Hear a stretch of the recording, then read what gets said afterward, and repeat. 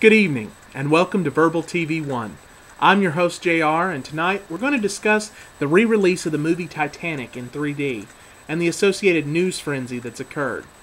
For those of you who have seen Titanic, either in 2D back in the day when it opened up, or perhaps in 3D now that it's come out, you know that it's an action-packed Leonardo DiCaprio, Kate Hudson, love story. Based, however, on the true story of the sinking of the world's largest cruise liner. The real Titanic sunk after hitting an iceberg, April 15, 1912. And that means that this Sunday is the 100th anniversary of the sinking of the Titanic, and, the loss of this one-of-a-kind ship, and more than 1,500 people who did not survive. Sadly enough, it has come to light in recent days that there's a minority group of people here in the U.S. and around the world who really had no idea that Titanic was in any way based on a historical fact. There have been a lot of tweets and a lot of Facebook posts, running wild on the internet about people just connecting the dots, just realizing that the Titanic is real, that, people really did perish, and that this really did occur. And that's kind of a sad thing. I mean, of course, there are also comments online from people like myself who were just in shock, and kind of awed, and it's kind of despairing in some ways to find that in less than 100 years that parts of our society could forget something as tragic and life-altering as the largest maritime accident in peacetime history. That it could just be forgotten. I don't know. That just seems a bit much to me. My thing is I encourage everyone who watches this video, anyone who's either seen the movie or maybe you haven't, if you're not sure of the history of Titanic, or if there's some pieces of the puzzle that you would like to know more about, I have included a link to the Wikipedia page in the description of this video. But I just encourage you to go to Google's website, type in Titanic, try to learn something about the history.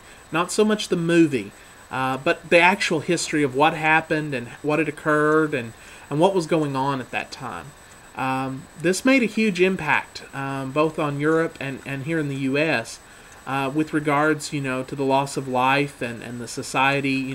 There were a lot of powerful people and there were a lot of lower class people who were on board the ship.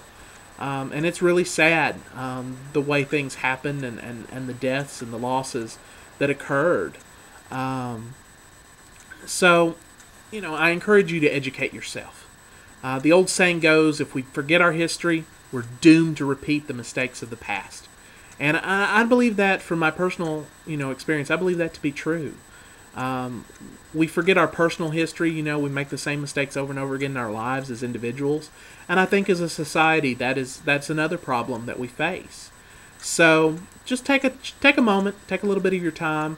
I know when this movie came out, I was in high school at the time, and it was a big thing. I mean, a big deal. The soundtrack went #1, and it's a big thing as far as the movie goes. But really and truly, to feel the power of the movie and the power of the situation, you have to understand the history surrounding it.